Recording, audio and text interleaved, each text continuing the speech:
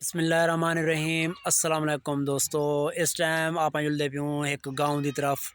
तो आपको अज गाँव की सैर करवेंदू तो आपको दिखे दूँ कि गाँव के लोगों का रहन सहन किए हैं और अपनी गुज़र औकात किए करेंदे, उन्होंने घर किवें हैं, उन्होंने जानवर किताब देंदे, वो आप खुद की तरह दें। तो आपको खूबसूरत गाँव है, छोटा जा गाँव है, उथा मैं वेंदा पिया, तुम मेरे नाल रहो।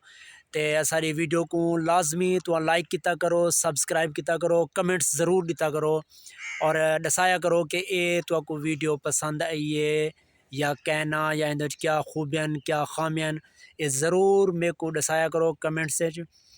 और आप आने जुलते प्यूँ गाँव की तरफ, तो मेरे नाल रहो। इंशाल्लाह जुलते तो आपको मैं गाँव का विजिट करवाना। देहात लकड़ी होंदियां लेकिन वो भी बड़ी मुश्किल मिलदियां, महंगियां होंदियां। और इतों एक गोबर चाहत है, ये देहाती माहौल इन अम्मा होनी है खड़े न, ये वाला गोबर को इस तरह की दीवार के उत्ते ना सुकावन वास्ते। ये देखो लकड़ी महंगी न, गैस तो इन्हें को मिल नहीं सकता।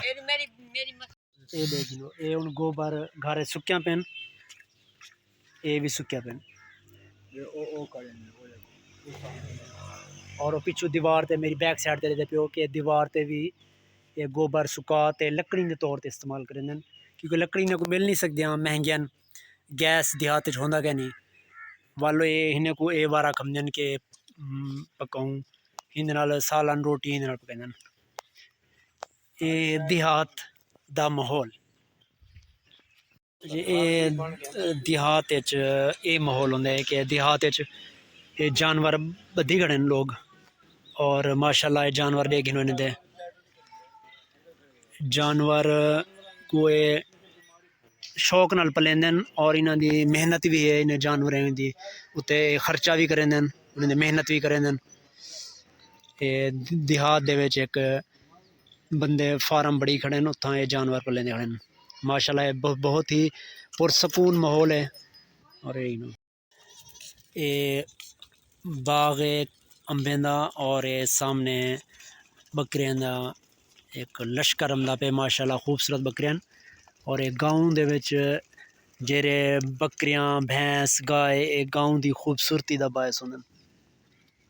लेकिन वो दरम्यान सड़क है, गाँव की तरफ वेंदी पई है और इतों गाँव शुरू थींदा वे और दूही तरफा ये फसल दरख्त और अंबें दे बाग।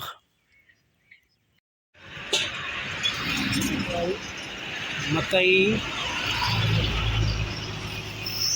भाई एक मकई लाती खड़ा है, असा आखे भाई थोड़ी मकई ते सिट्टा बड़ा ते जरा पके चेक करूँ कि कि